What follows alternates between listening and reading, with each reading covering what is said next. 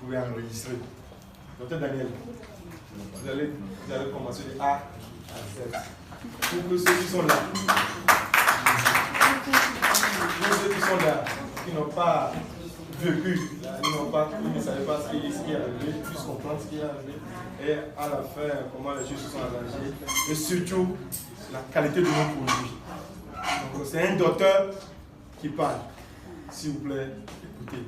Donc, je vais lui donner la parole lui-même. Il est là. Je suis le docteur Daniel Chibangu Kabangu. Le 14 novembre, je suis entré dans la douche pour me laver. J'ai glissé et puis pouf, j'ai perdu connaissance. Donc le 14 et le 15, j'étais en coma. Bon, et ça c'est ce qu'on m'a raconté. Donc quand on m'a vu dans la douche, on a appelé les sapeurs-pompiers. Ils m'ont amené au CHU Campus. Vous-même, vous connaissez, quand vous arrivez dans un hôpital, il n'y a pas de premiers soins, il faut que la famille achète. Il n'y avait personne.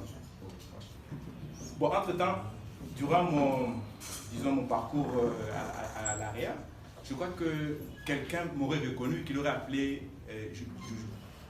et lui, il a appelé Mohamed et Wilson pour venir même. Bon, entre-temps, on a appelé les amis, tout ça. Alors, comme on ne savait pas quoi faire, il y a quelqu'un qui m'a reconnu, il m'a dit que mais c'est un médecin, il a travaillé ici chez nous au CH Campus. C'est ainsi qu'ils ont commencé un peu les premiers soins. Bon bref, donc j'étais en coma le 14 et le 15. C'était un jeudi. Je me suis réveillé un samedi, le 16. Je suis né un samedi. Donc je me suis réveillé le 16. La Renaissance. Et le 17, c'était mon anniversaire. Donc il paraît que j'étais paralysé, ma bouche était petite. Donc, tu vois mon hospitalisation. Donc je me suis réveillé, j'étais dans une salle, je ne savais pas. Bon bref, durant mon inconscience et tout ça, Mohamed et Wilson ont négocié avec les gens qui s'occupaient de moi, de me donner. Donc c'est ce que, durant mon hospitalisation, on ne m'a prescrit aucun produit. On ne me donnait que les injections. Et après, j'ai fait, je crois, un jour, 2 jours, je ne pissais plus. Mes membres ont commencé à enfler, les dos de mes mains. Et le médecin est venu me dire que, un des médecins, puisqu'il y en avait plusieurs, est venu me dire que, vous savez, docteur, votre rein a pris un sérieux coup. On doit faire la dialyse. Il dit, mais j'ai dit quand? Il dit demain. Donc le lendemain, on devait faire la dialyse. Wow. Bon, en fait, hein, pour les reins, pour savoir si les reins sont bien, il y a deux substances qu'on dose dans le sang. Il y a l'urée et la créatinine. C'est surtout la créatinine. La créatinine normale, c'est entre 7 et 14 mg. Retenez bien, 7 et 14 mg. Moi, j'étais à 165 mg. Donc là, il faut la dialyse. Donc, ils m'ont amené faire la dialyse. Je crois 3 semaines après. Je continue toujours à prendre issu du personnel médical, bien entendu. On a refait les tests. Quand le médecin a regardé, il n'en revenait pas lui-même. Il a dit, mais si c'est ce que je vois. Bon, parce que quand il a ouvert le résultat, le fait qu'il soit surpris, ça a effrayé mes parents qui regardaient le résultat. Parce qu'ils se sont dit, oh, ça veut dire que c'est grave encore. Il a dit, non mais attends, si c'est ce que je vois, c'est vrai, donc c'est plus la peine de continuer la dialyse.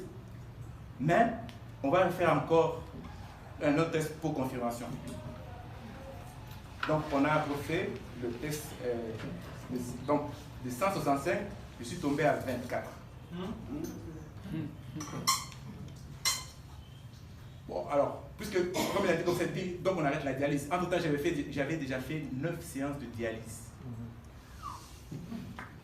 Alors on a dit, bon si c'est comme ça on arrête la dialyse, mais on fait les deux, on attend encore 2 semaines, on va faire 2 semaines.